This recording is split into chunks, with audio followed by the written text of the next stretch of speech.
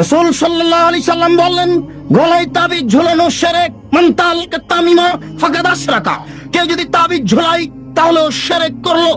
যে কোনো তাবিজ, যে কোনো মাদুলি, কোরআন মাজিদের আয়াত লিখে তাবিজ ঝুলালে ডবল অন্যায় হয়। কোরআন মাজিদ কারো গলায় ঝুলে পায়খানায় যাওয়ার জন্য আসেনি, গলায় ঝুলে পেশাবখানায় যাওয়ার জন্য আসেনি। যে কোনো অন্যায় করবে কোরআন মাজিদের আয়াত গলায় করে, এটা নয়। এদেশের কোরআন মাজিদের প্রথমে দেখবেন কতগুলি নকশা করা আছে, এই নকশার তাবিজ ঝুলালে এই হয়। এদেশে যারা কোরআন ছাপাচ্ছে, এরকম আকীদা যারা রাখে, এরাও মুশরিক। এই পাতাগুলি ছিঁড়ে ফেলতে হবে। এরকম কোরআন ছাপায় যারা, তাদের বিরুদ্ধে যতদূর শক্তি প্রয়োগ করা সম্ভব তা করার জন্য চেষ্টা করতে হবে। এরা জাতিকে ধ্বংস করছে, আপনাদের ধ্বংস করছে, মুসলমানকে ধ্বংস করছে এক মিথ্যা কৌশলে, শিরক করে শিরক করিয়ে। বায়সাতের পাগড়ি বেঁধে যদি কোরআন মাজিদের আয়াত দিয়ে জুব্বা পরে আল খাল্লা পরে যদি তাবিজ লিখে দেয়, তবুও তা শিরক হবে। সাবধান থাকবেন। রাসূল সাল্লাল্লাহু আলাইহি সাল্লাম বলেন, মান আতারাফান ফাসালাহু ফাসাতাকা বিমাকালা লাম তুকবাল লাহু সালাতান 40 লাইলা। কেউ যদি কোনো গণকের কাছে যায়, তারপর গণককে কিছু জিজ্ঞাসা করে, আমার টাকা হারিয়ে গেছে দেখেন তো, বা এই জিনিস হয়েছে একটু দেখেন তো, তার বলা কথাকে যদি বিশ্বাস করে, আল্লাহর নবী বলেছেন 40 দিন তার ইবাদত কবুল হবে না। 40 দিন তার সালাত কবুল হবে না। গণকের কাছে যায় যে যারা, তারা মুশরিক। আল্লাহ রাসূল বলছেন, মানা আতারাফান ফাসালাহু। কেউ যদি গণকের কাছে আসে, এরকম লোকের কাছে আসে, ভাগ্য পরীক্ষা করে, তার হারিয়ে যাওয়া জিনিসকে জানতে চাই, তাহলে কোরআন মাজিদকে অস্বীকার করলো, মুহাম্মদ সাল্লাল্লাহু আলাইহি সাল্লামকে নাকচ করে দিল, ও যেন নবীকে অস্বীকার করলো, কোরআন মাজিদকে অস্বীকার করলো। মহা পাপী, বড় পাপী যারা এরকম করে, যারা গণকের কাছে যায়, তারা বড় মুশরিক। সাবধান থাকতে হবে। রাসূল সাল্লাল্লাহু আলাইহি সাল্লাম বললেন, মান হালাফা লিগাইরিল্লাহ ফাকাদ আশরাকা। কেউ যদি আল্লাহ ব্যতীত অন্যের নামে কসম খায়, তাহলে শিরক করলো। কেউ যদি আল্লাহ ব্যতীত অন্যের নামে কসম খায়, তাহলে শিরক করলো। কেউ যদি দুই চোখের কসম খায়, তাহলেও সে মুশরিক।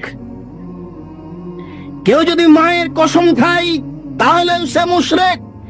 মায়ের কসম খাওয়া যায় না, কোরআন মাজিদে হাত রেখে কসম খাওয়া যায় না, মসজিদে ঢুকে কসম খাওয়া যায় না, ছেলের মাথায় হাত রেখে কসম খাওয়া যায় না, ছেলের মাথায় হাত রেখে কসম খাওয়া শিরক।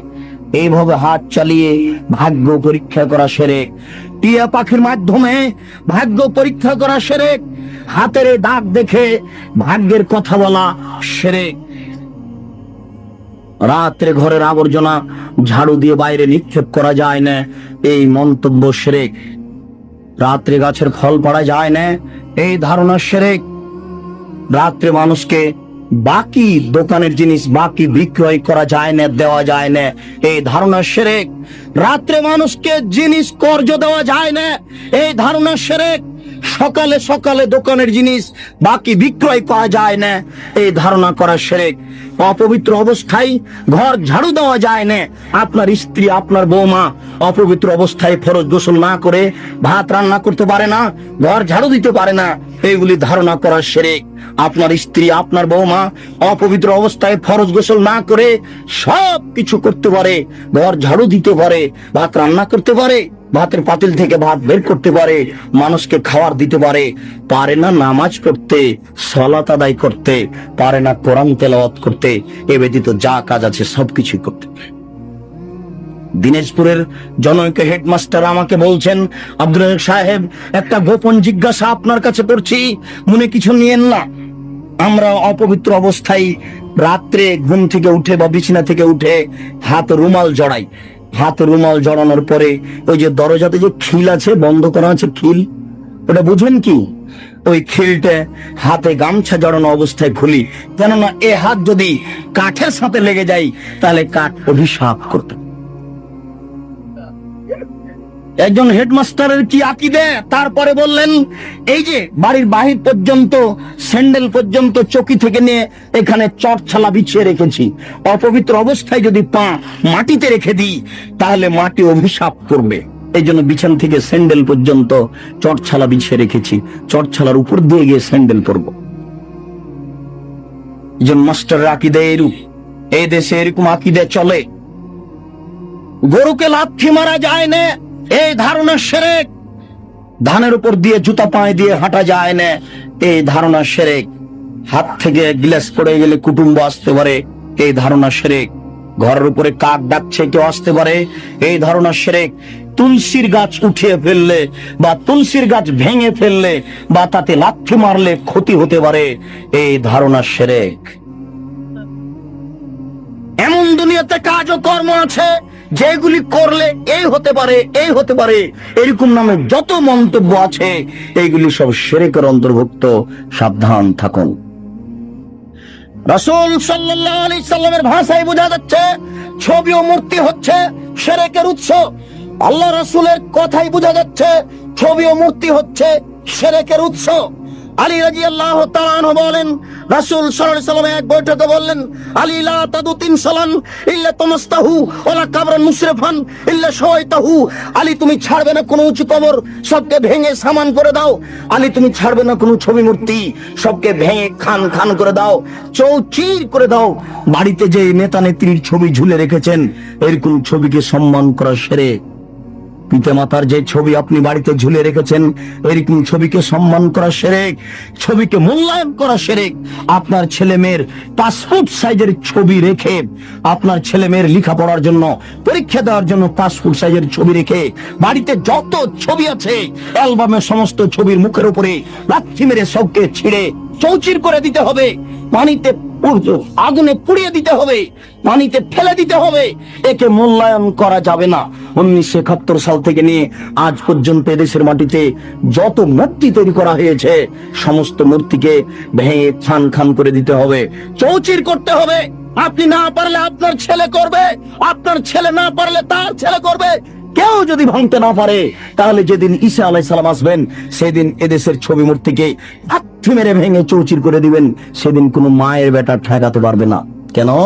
আল্লাহ রাসূল বলেছেন, আদখুলুল ইসলাম ফি কুল্লি বাইতি মাতারিন ওয়া বারিন ওয়া ইজ্জি আজিজিন ওয়া জুল্লি জালালিন। প্রত্যেক ইটের বাড়িতে ইসলাম প্রবেশ করবে, প্রত্যেক খড়ের বাড়িতে ইসলাম প্রবেশ করবে, শহরের বাড়িতে ইসলাম প্রবেশ করবে, গ্রামের বাড়িতে ইসলাম প্রবেশ করবে। সম্মান সহকারে, না হয় অপমান সহকারে। সবাই যদি ইসলাম মেনে নেয় তাহলে মর্যাদার হানি হবে না, আর যদি ইসলাম না মানে তাহলে পিটিয়ে ইসলাম গ্রহণ করতে বাধ্য করা হবে, ব্যক্তিকেই পিটিয়ে বাধ্য করা হবে। তাহলে ছবি মূর্তিকে সে সম্মান দেবে কি করে? ছবি মূর্তিকে সম্মান করা শিরক, মূল্যায়ন করা শিরক। আজ এখান থেকে উঠে বাড়িতে ঢুকে শোকে যে যত পুতুল আছে, যত ছবি মূর্তি আছে, আপনার আমেরিকা থেকে আনা যদি সোনার হরিণ হয়, তবু লাথি মেরে ভেঙে চৌচির করতে হবে। ওকে মূল্যায়ন করা যাবে না। ছবি মূর্তিকে মূল্যায়ন করা শিরক। জন্মদিবস পালন করা শিরক, মৃত্যু দিবস পালন করা শিরক, 16 ডিসেম্বর পালন করা শিরক, 21শে ফেব্রুয়ারি পালন করা শিরক, 26শে মার্চ পালন করা শিরক, পহেলা বৈশাখ পালন করা শিরক, কবরে ফুল চড়ানো শিরক, শহীদ মিনারে ফুল চড়ানো শিরক।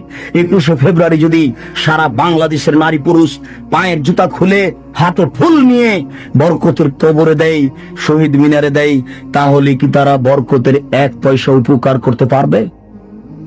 পারবে না। এই জন্য এরকম জাতিকে আমরা শিক্ষিত জাতি বলি না, এরকম হেডমাস্টারকে আমরা শিক্ষিত বলি না।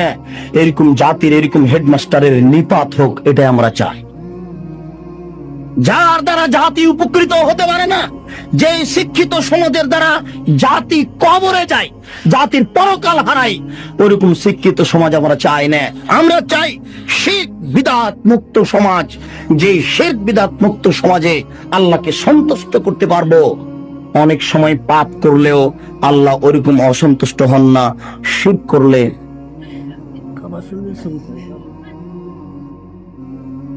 কাবা শরীফে যদি শিরক থাকে তবুও শিরক, কাবা শরীফে যদি ছবি থাকে তবুও শিরক। পৃথিবীর যেখানে ছবি থাক না কেন অবশ্যই তা শিরক। যেখানেই থাক না কেন, কাবা শরীফের ছবি মূর্তি ছিল, অনেক মূর্তি ছিল সেখানে। হবল নামে একটা মূর্তি ছিল কাবা শরীফের ঘরের পাশে, হবল, সেটাই বেশি মূল্যায়ন কর। সেই হবল মূর্তির পাশে ছিল একটা পাতিল, সেই পাতিলে ছিল 3টা খড়ি, অর্ধ হাত হোক আর 1 হাত হোক 3টা খড়ি ছিল। একটা খড়ির গায়ে লেখা ছিল ইফাল, করো, আর একটা খড়ির গায়ে লেখা ছিল লাতাফাল, করো না, আর একটা খড়ির গায়ে লেখা ছিল মোহমাল, কিছুই না। তারা ছেলে মেয়ের বিবাহ দিলে বা কোনো সফর করতে চাইলে বা কোনো পদক্ষেপ কাজের গ্রহণ করতে চাইলে ওই পাতিলের ভিতরে হাত ঢুকিয়ে খড়ি বের করত। যদি ওই খড়ি বের হয়েছে যাতে লেখা আছে ইফাল করো, তার মানে হবল মূর্তি বলে দিল এ আল্লাহ নকল আল্লাহ নাউজুবিল্লাহ বলে দিল যে তোমরা কাজ করো, আল্লাহ বলে দিল করতে, এখন তারা করবে নাউজুবিল্লাহ। যদি ওই খড়ি বের হয় যাতে লেখা আছে লা তাফাল করো না, এখন ওদের নকল আল্লাহ বলে দিল যে এই কাজ করতে হবে না, মেয়ের বিবাহ দিতে হবে না, তাই তারা করবে না।